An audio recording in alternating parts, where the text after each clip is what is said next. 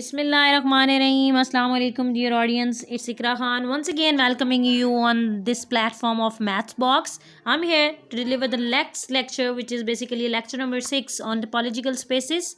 Let's move toward our lecture, which will deal with boundary of a set. Students, हमारी discussion चल रही थी topological spaces पर।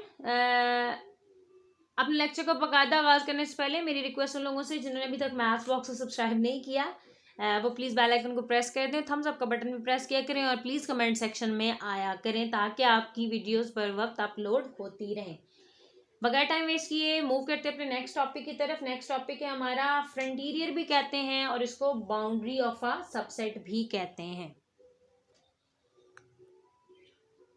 Students, frontier की आपके पास डेफिनेशन ये होती है, बाउंड्री ऑफ सबसेट कह लें कि अगर एक्स टॉ आपके पास एक टोपोलॉजिकल स्पेस है, मतलब let X tau be a topological space, ठीक है, तो वो set the set consisting of all points, मतलब कंसिस्टिंग ऑफ द पॉइंट्स या ऑल ऑफ दोज पॉइंट्स, कौन से points, which are neither in an interior nor in exterior. ये जो इंग्लिश लिखी हुई है इसका मतलब ये है कि वो पॉइंट्स आपने उठाने हैं और उन पॉइंट्स का सेट बनाना है जो ना तो इंटीरियर में पड़े हों ना वो एक्सटीरियर में पड़े हों। अगर मैं इसको यहाँ पर आपके सामने ड्रॉ करूँ, फॉर एग्जांपल ये आपके पास क्या है, एक स्पेस है एक्स, ठीक है, और यहाँ पर मैंने ये सारे डॉट्स लगा दिए, ठीक है, रैंडमली। ये आपके पास क्या हो गया, इंटीरियर हो गया। मैं इसको मेंशन कर देती हूँ, ये आपके पास क्या हो गया, इंटीरियर, ए इंटीरियर, और इसके बाहर जो है ये पॉइंट आपके पास क्या है, एक्सटीरियर। अब जरा आपने गौर करना है कि मैं जब इनको ऐसे करके मिला दूं तो ये जो ब्लू कलर की मैं लाइन लगा रही हूँ या सर्कल की मैंने बाउंड्री लगाई है, इस पर जो पॉइंट्स हैं वो बाउंड्री पॉइंट्स हैं। ये जो ब्लू कलर की लाइन को मिलाने के लिए जितने भी पॉइंट्स मिले हैं, ना वो अंदर का हिस्सा है ना वो बाहर का हिस्सा है, ठीक है, क्योंकि बाहर वाला एक्सटीरियर ऑफ ए है और अंदर वाला इंटीरियर ऑफ ए है। तो इन पॉइंट्स को आप क्या कहते हैं, बाउंड्री। तो आपको नजर आ रहा है, देखें, इसकी बाउंड्री ही उसने बनाई है। तो बाय डेफिनेशन आप इसको इस तरीके से भी कह सकते हैं, दूसरे अल्फाज में आप ये भी कह सकते हैं, मैथमेटिकल बताने लगी हूं कि फ्रंटीरियर लिख लें, फ्रंटीरियर ऑफ ए लिख लें, या दूसरे अल्फाज में आप इसको लिख सकते हैं क्या, boundary of A, B of A भी लिख सकते हैं, कोई खास मसला नहीं है। तो मैथमेटिकली हम इसको ये भी लिख सकते हैं कि जो आप एक लेयर लें, ठीक है, और उसका इंटरसेक्शन लें किसके साथ, एक कंप्लीमेंट के एक लेयर के साथ, तो ये भी चीज आपके पास फ्रंटियर की डेफिनेशन होती है। इस डेफिनेशन को मैं यहाँ पर आपको एक्सप्लेन करने लगी हूँ। ये आपके पास एक कोई स्पेस है एक्स, ठीक है, ये मैंने सारा का सारा रैंडम पॉइंट्स उठा के मैंने ए बनाया। वो कहता है इसका क्लेयर लेना है, क्लेयर लेना है, लिहाजा इसमें बाउंड्री, ये क्लोज्ड हो गया, क्लेयर क्लोज्ड होता है ना, तो मतलब अब ये जो ब्लू कलर का और ये जो ब्लैक कलर का कॉम्बिनेशन है, इन सारों को आप इकट्ठा कर लें तो अब की बार ये आपके पास किसकी डेफिनेशन बन गई है, एक लेयर की, ठीक है। और जो इसके बाहर चीज है, इस ब्लू के बाहर बाहर जो चीज है वो आपके पास क्या है, एक कंप्लीमेंट, ठीक है। मतलब ये जो मैं लाइंस लगा देती हूँ, ये मेरे पास सारा क्या आ गया, जो बाहर है ये सारा का सारा मेरे पास ए का कंप्लीमेंट है। जब मैंने इस ए के कंप्लीमेंट को क्लोज करना है, देखें ये सारी चीज रेड हो चुकी है सिवाय इस पोर्शन के, मतलब जब मैंने कंप्लीमेंट करना है तो मैंने कंप्लीमेंट को जब क्लोज करना है तब भी मैंने ये ब्लू बाउंड्री जो है अब इन रेड लाइन के साथ मैच करनी है ताकि वो बाहर वाला क्लोज्ड हो जाए, ठीक है।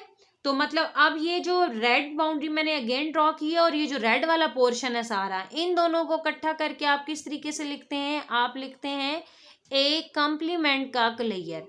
अब जरा आपने गौर करनी है बात, पहले जब एक लेयर लिया था तो बाउंड्री उसमें शामिल थी, फिर जब आपने एक कंप्लीमेंट का क्लेयर लिया तो रेड कलर की बाउंड्री उसमें शामिल है, मतलब इन दोनों एक्सप्रेशंस में कौन सी चीज कॉमन है, वो बाउंड्री कॉमन है। तो वही मैंने लिखा हुआ है, और कॉमन चीज इंटरसेक्शन में आती है, वही चीज मैंने यहाँ पर लिखी है कि एक लेयर और एक कंप्लीमेंट के एक लेयर का जब आप इंटरसेक्शन लेते हैं तो आपके पास क्या आ जाती है, बाउंड्री की डेफिनेशन या फ्रंटियर की डेफिनेशन आ जाती है। ये दो अलग स्टाइल से मैंने आपको डेफिनेशन समझाई है। अब इसके चलते हैं कुछ थ्योरम्स की तरफ। पेपर पॉइंट ऑफ व्यू से इम्पॉर्टेंट है थ्योरम। कहता है कि क्लेयर की डेफिनेशन क्या होती है, क्लेयर की डेफिनेशन होती है जब आप ए के साथ उसकी बाउंड्री का यूनियन ले लेते हैं। ये डेफिनेशन में मैंने आपको समझाया था कि अगर आपके पास इस तरीके से ये एक स्पेस है और ये सारे आपने पॉइंट्स मिला के ए बनाया है, जब मैंने इसकी बाउंड्री को अटैच कर लेना है इसके साथ, तो ये चीज़ क्लेयर की डेफिनेशन होती है। ये मतलब ये डॉट्स और ये जो बाउंड्री है इसको शामिल कर लें तो वो एक लेयर होता है। ये हमने बेसिकली प्रूव करना है, तो इसका प्रूफ बहुत सिंपल है, ज़रा गौर करिएगा। मैं इस पिक्चर को दोबारा ड्रॉ करने लगी हूँ चीज़ एक्सप्लेन करने के लिए। अगर आपके पास ये एक स्पेस सेट एक्स है, ये चीज़ आपके पास सारी की सारी क्या है, ये सारा का सारा आपके पास ए है। इस सेट के बाहर सारा का सारा क्या होगा, जिसको मैं रेड कलर में लिख रही हूँ, वो आपके पास है ए कंप्लीमेंट। अगर मैंने ये सारा बॉक्स बनाना है तो उसमें ए कंप्लीमेंट भी आ रहा है और ए भी आ रहा है, लिहाजा एक्स क्या होगा, एक्स जब आप इन दोनों का यूनियन लेंगे। स्पेस कब बनती है, जब सेट और उसके कंप्लीमेंट का आप यूनियन लेते हैं तो स्पेस एक्स आपके पास बन रही है।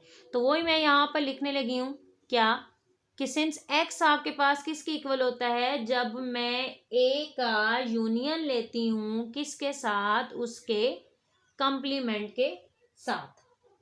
ठीक हो गई बात।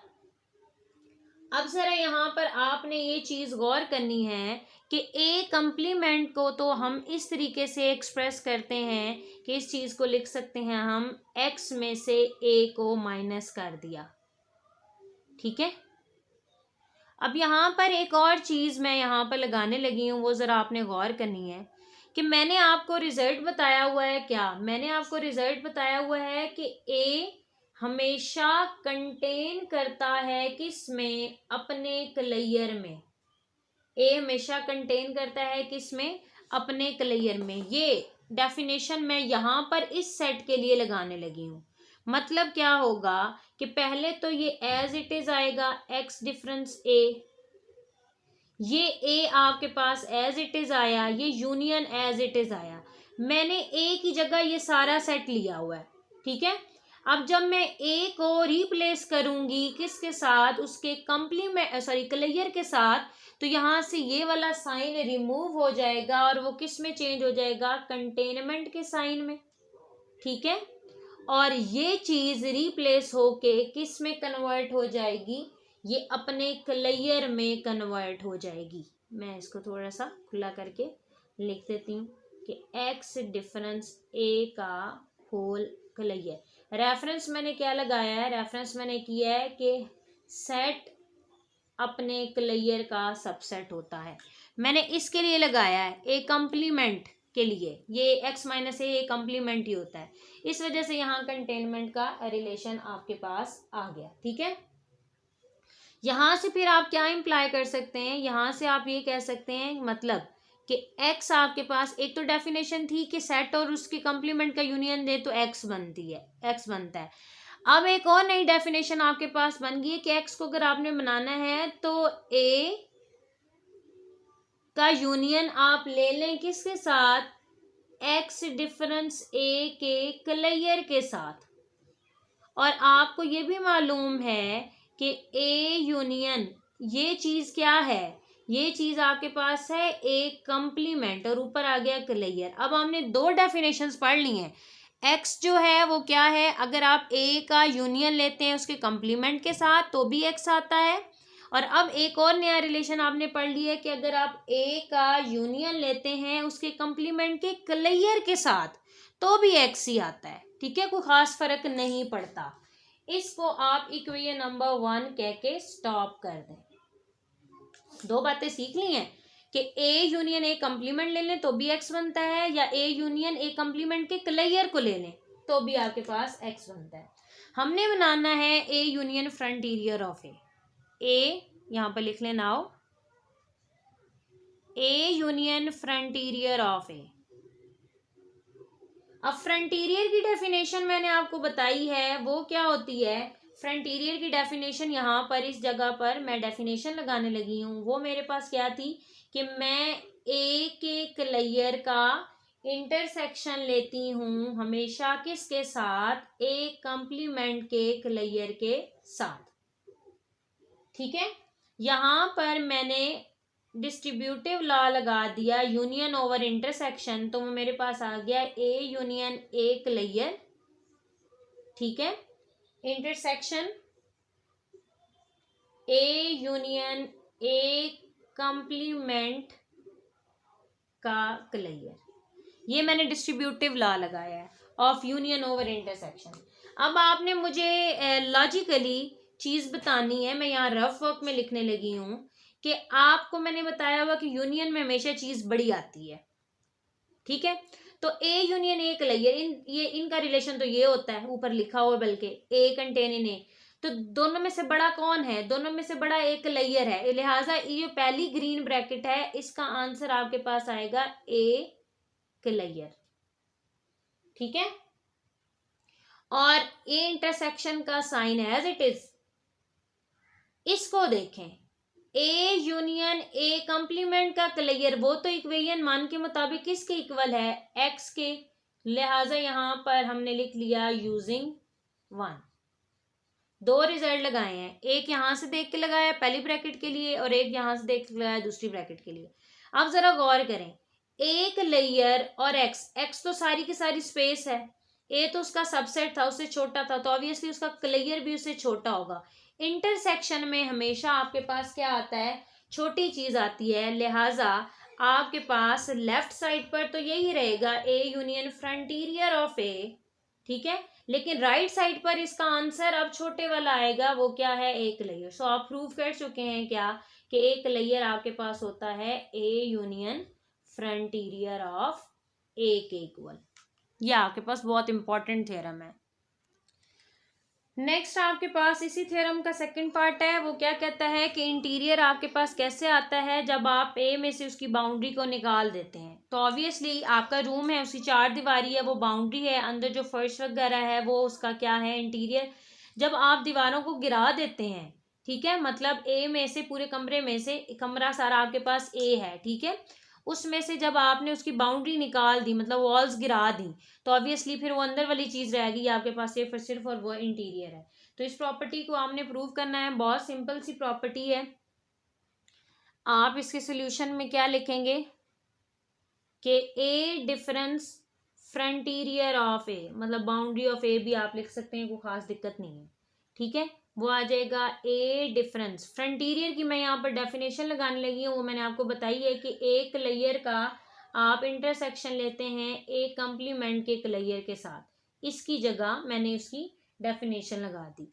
यहाँ पर मैंने प्रॉपर्टी यूज की, वो क्या है, ए डिफरेंस सिंगलटन सॉरी कह रही हूँ, एक लेयर यूनियन में चेंज हो गया इंटरसेक्शन, एलिमेंट्री सेट्स का ये आपके पास बेसिकली रिजल्ट है। ठीक है, यूनियन को आप इंटरसेक्शन में, इंटरसेक्शन को यूनियन में, बिल्कुल डी मॉर्गन लॉज की तरह आप इसको अप्लाई करते हैं। ए डिफरेंस ए कंप्लीमेंट का क्लेयर। अब जरा गौर करना है आपने एक बात को, बात क्या है कि अगर आप ए में से एक लेयर निकालते हैं, मैं यहाँ पर रफ वर्क में आपको समझा रही हूँ कि ए सबसेट है किसका, एक लेयर का। बड़ा कौन हुआ, क्लेयर, छोटा कौन हुआ, ए। तो जब आप ए में से एक लेयर को माइनस करते हैं तो आंसर तो आपके पास वो होना चाहिए जो फर्स्ट सेट में रहता है। जब ये छोटा है ये बड़ा है तो कैंसलाइजेशन में ए तो सारा का सारा कैंसिल हो जाएगा, फर्स्ट सेट में कुछ नहीं बचेगा, लिहाजा क्या होगा, इनका आंसर क्या किसके इक्वल आएगा, फाई के इक्वल, मतलब खाली सेट होगा। मतलब आप दूसरी नोटेशन में आप इसको लिख सकते हैं ए डिफरेंस एक लेयर हमेशा किसके इक्वल होगा, फाई के। मतलब पहली ब्रैकेट का आंसर आपके पास क्या आ चुका है, phi union A difference A complement का क्लियर। अब यूनियन ले भी लें तो कोई खास दिक्कत नहीं है, आपके पास ए डिफरेंस ए कंप्लीमेंट का क्लियर।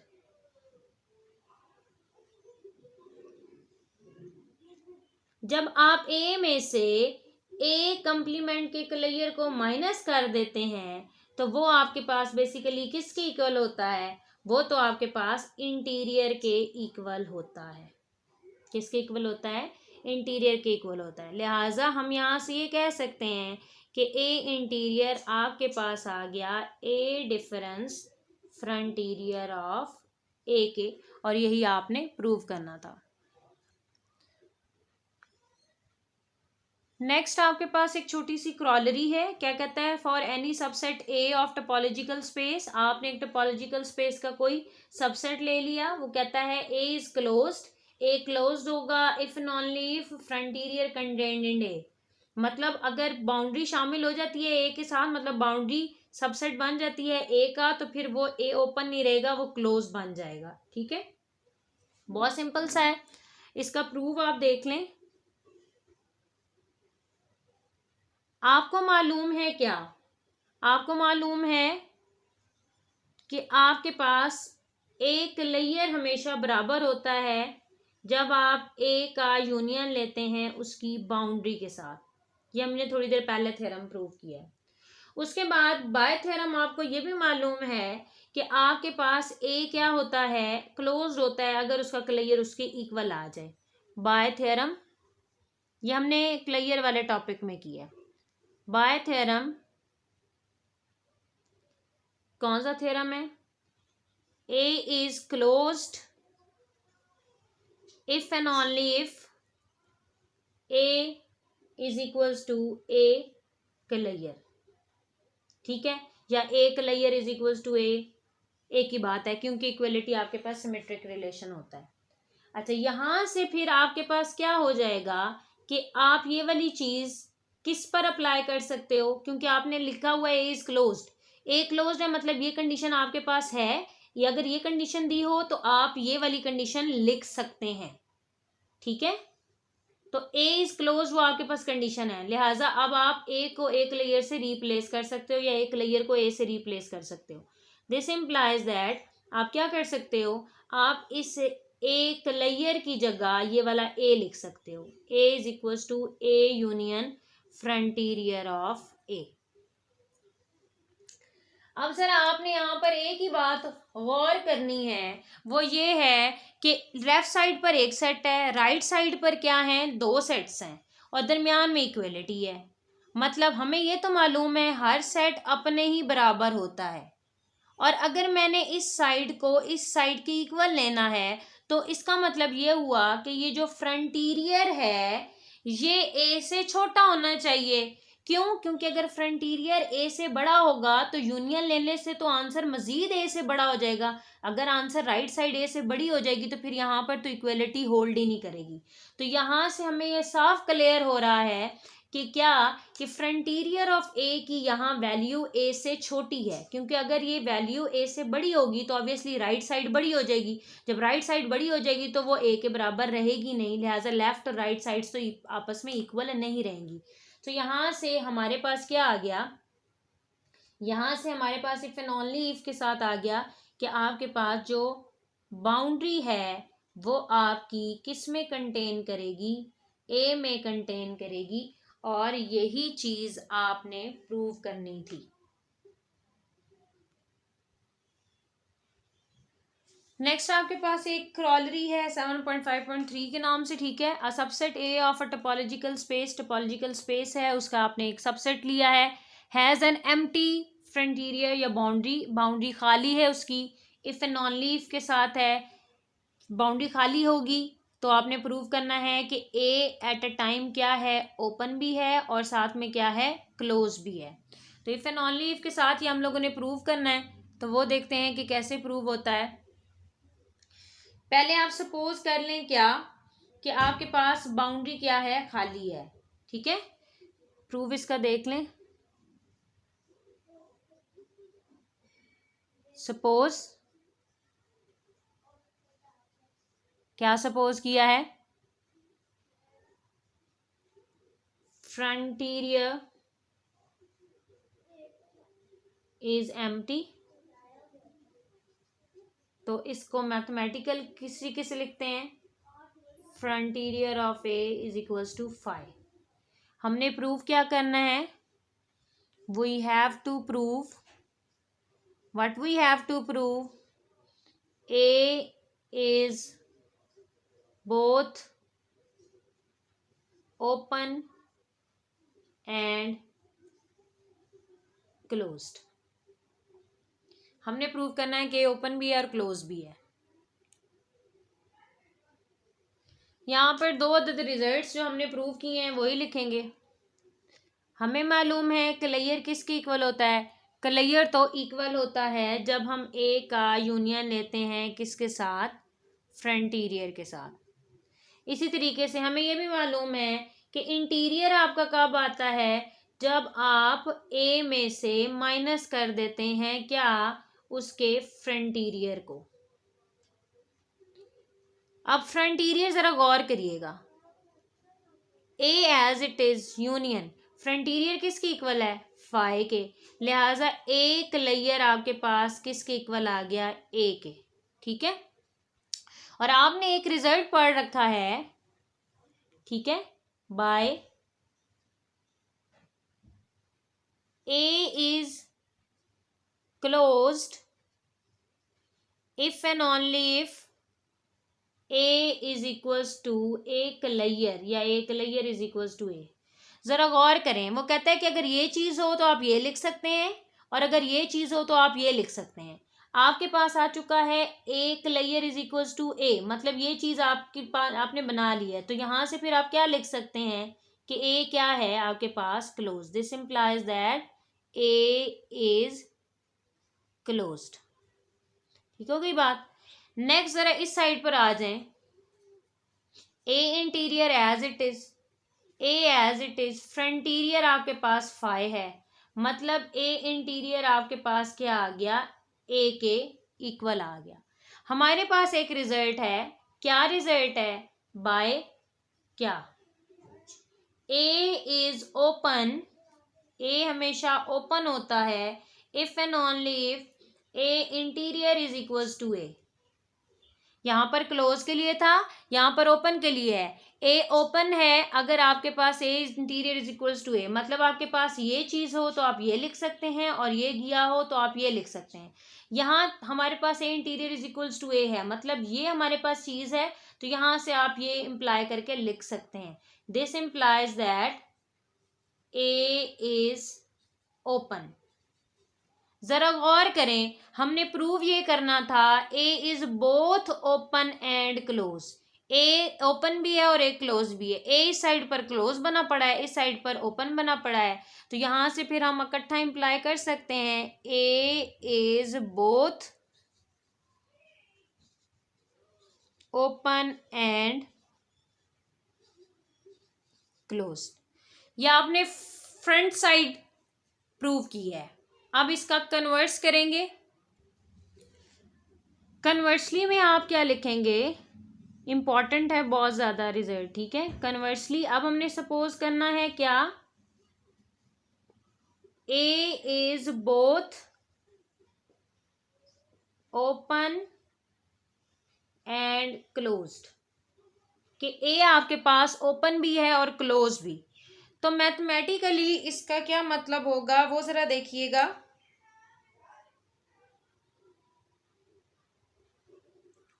ए ओपन है, दैट इज करके इसी को लिख रही हूं। ए ओपन है इसका मतलब है ए इंटीरियर ए के इक्वल है, ठीक है। ए क्लोज है इसका मतलब है एक लेयर इज इक्वल्स टू ए है। हमने प्रूव क्या करना है, we have to prove, we have to prove क्या, frontier of A is empty, मतलब फ्रंटीरियर में कोई चीज़ नहीं पड़ी हुई।